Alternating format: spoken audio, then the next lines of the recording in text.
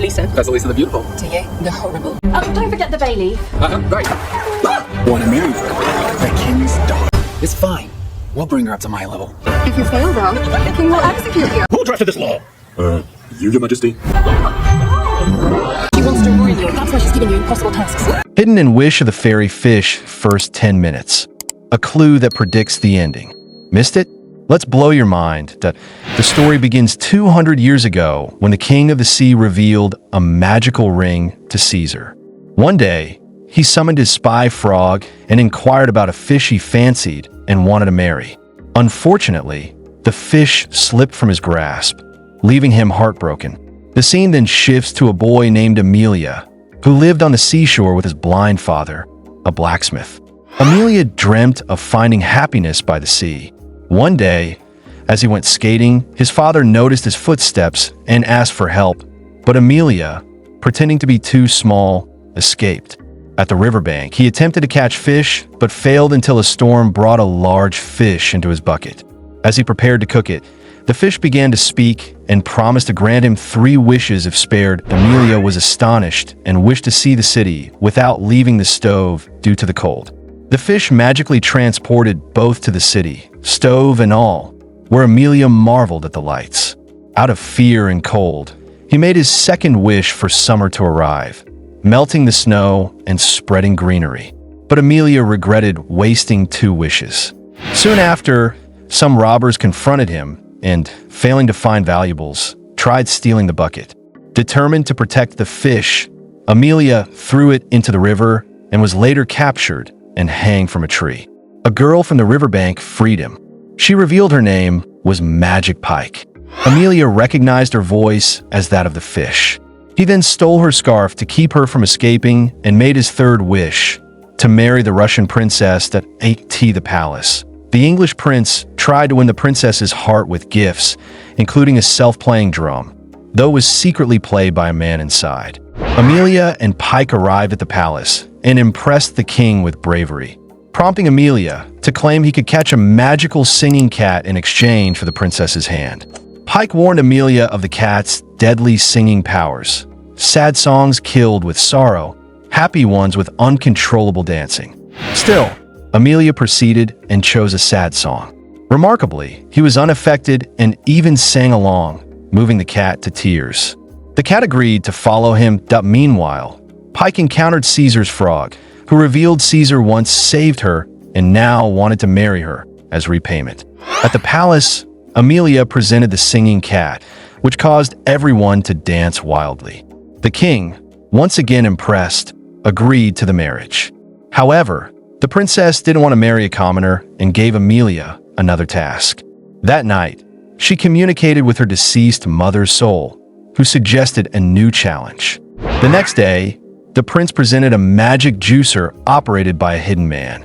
The princess demanded a magic cloth that could produce food instantly. Amelia and Pike went in search of the cloth, said to belong to 2 brothers.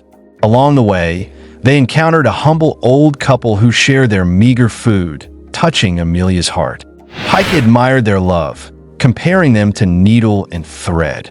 Eventually, they reached the City of Stones and found the brothers who owned the cloth. Attempting to steal it, Amelia was knocked unconscious.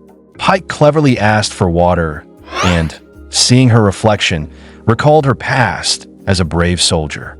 Regaining resolve, she took the cloth and Amelia and fled. Upon awakening, Amelia picked flowers for the princess and shared a poem with Pike, revealing his deep feelings. Pike, momentarily moved, almost accepted his proposal, but pulled herself together and encouraged Amelia to marry someone worthy. When they returned with the cloth, Amelia used it to feed the city, earning praise. The princess agreed to marry him, but demanded her dead mother's approval.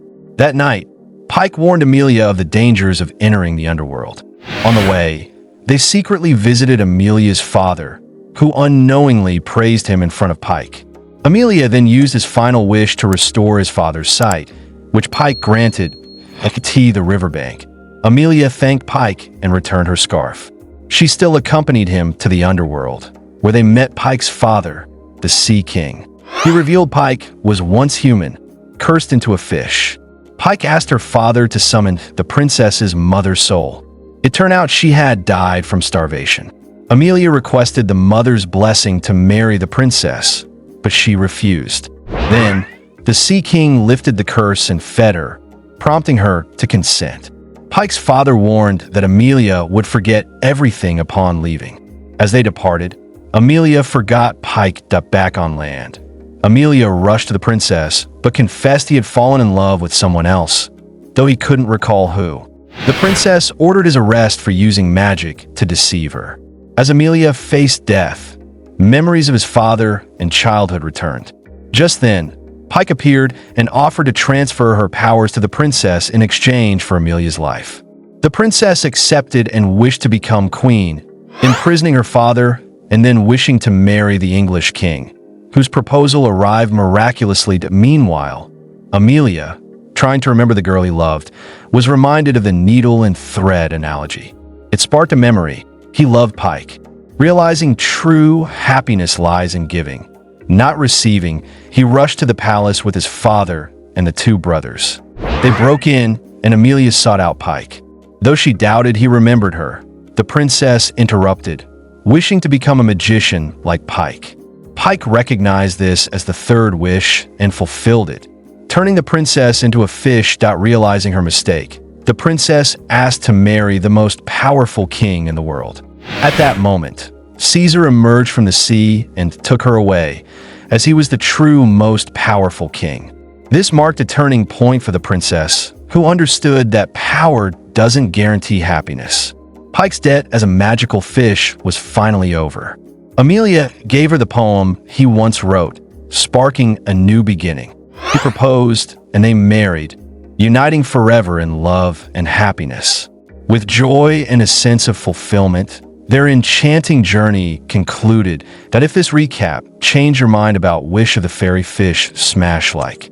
If it didn't, fight me in the comments. And subscribe. You know you want to. Thanks for watching.